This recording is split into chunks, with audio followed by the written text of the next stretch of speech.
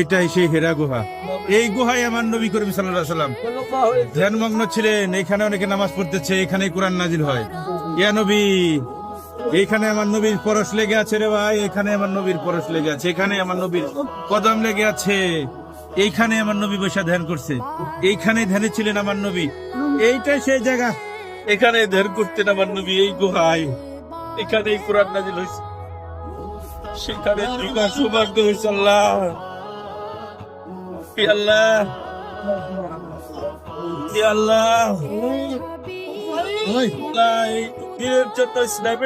কত কষ্ট করছে আমার নবী। এখানে না আসলে বোঝা যায় না, এখানে না আসলে বোঝা যায় না আমার নবী কত কষ্ট করছে।